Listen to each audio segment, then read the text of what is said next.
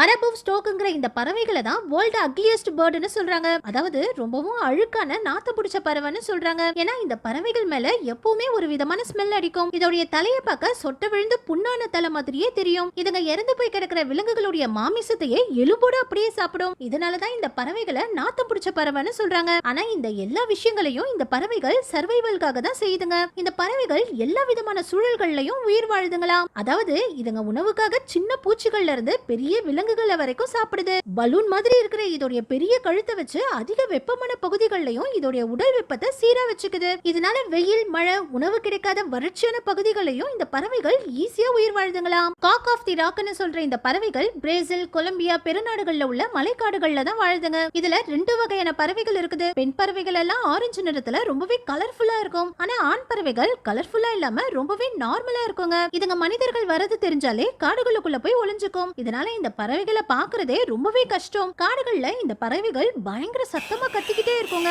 ஆனா இதுங்க கத்துற சத்தத்தை கேட்டு இதுங்களை பார்க்கலாம்னு போனா இதுங்க நம்ம கண்கள்லயே படாது. சவுண்ட் மட்டும் தான் கேட்டுக்கிட்டே இருக்கும். பெருநாட்டோடைய 200 ரூபாய் நோட்ல இந்த பறவையுடைய படத்தை போட்டு இருப்பாங்க. அதிகபட்சமா இதுங்க 7ல இருந்து 10 வருஷம் வரைக்கும் உயிர் வாழும். ஒரு டைம்ல 2 முட்டைகள் மட்டும் தான் போடும். இதுங்களை கூண்டுல வச்சு வீட்டுல வளர்த்தா சீக்கிரமே இறந்து போயிடும். இதனாலதான் இந்த பறவைகளை யாருமே செல்ல பிராணியா வீட்டுல வச்சு வளர்க்கறது இல்ல.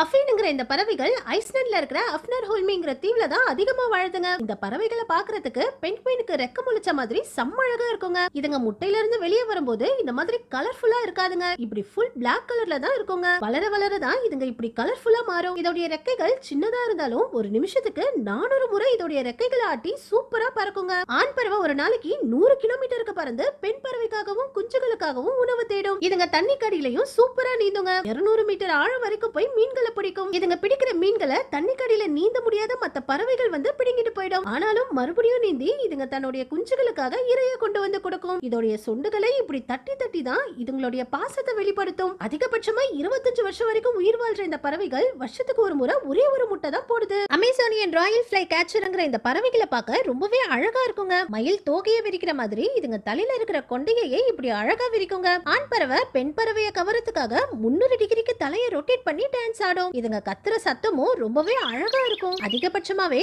7 இன்ச் அளவுக்கு தான் வளரும். இதுங்க தலையில இருக்கிற கொண்டையில சிவப்பு, மஞ்சள், நீலம், ஆரஞ்சுன்னு பல கலர்கள் மிக்ஸ் ஆகி இருக்கும். இதுங்க அதிகபட்சமா 5 வருஷம் வரைக்கும் தான் உயிர் வாழும். பெண் பறவை மட்டுமே தனியா கூடு கட்டி 2 முட்டைகள் வரைக்கும் போடும். ஆனா மனிதர்கள் காடுகளை அதிகமா அழிச்சதுனாலேயே இப்ப இந்த பறவை இனமே அழிற நிலைமையில ரொம்பவும் கம்மியான எண்ணிக்கையில தான் இருக்குதுங்க. கோல்டன் ஃபீசன்ட்ங்கிற இந்த பறவைகள் சைனாவில தான் அதிக எண்ணிக்கையில இருக்குதுங்க. இதுல ஆண் பறவைகளை பாக்குறதுக்கு நிறைய கலர்களோட ரொம்பவே அழகா இருக்குங்க. இதுங்க 12க்கும் அதிகமான கலர்கள்ல இருக்குதுங்க. ஆனா பெண் பறவைகள் ஆண் பறவை மாதிரி கலர்ஃபுல்லா இருக்காது. இந்த பறவையோட தலையில இருக்கிற முடியையும் டொனால்ட் ட்ரம்போடைய தலைமுடியையும் வச்சு நிறைய மீம்ஸ் எல்லாம் பார்த்திருப்பீங்க. இந்த பறவைகளால அதிக தூரம் பறக்க முடியாது. கோழிகள் மாதிரி கொஞ்சம் தூரம் தான் பறக்குங்க. கடுமையான குளிர் பிரதேசங்கள்லயும் இந்த பறவைகள் வாழுதுங்க. பெண் பறவை ஒரே நேரத்துல 10 முட்டைகளை கூட அடக்காத்து 25 நாட்களுக்குள்ள குஞ்சு பொரிக்கும். இதுங்க அதிகபட்சமா 6 வருஷம் வரைக்கும் உயிர் வாழும். அதுலயும் ஆண் பறவைகள் ரொம்பவும் ஆக்ரோஷமா இருக்கும். நம்ம இதுங்க கிட்ட போனாலே நம்மள துரத்தி துரத்தி கொத்துங்க. பெண்குயின்கள்ல 18 வகையான பெண்குயின்கள் இருக்குது. இதுல எம்பரர் பெண்குயின்ங்கிற இந்த வகை பெண்குயின் தான் ரொம்பவும் பெருசா வளருங்க. பொதுவா பெண்குயின்கள் பனி பிரதேசங்கள்லயே அதிகமா வாழ்றதுனால இதுங்களுக்கு கருப்பு நிற கற்களை பார்த்தா ரொம்பவே பிடிக்குது. இதனால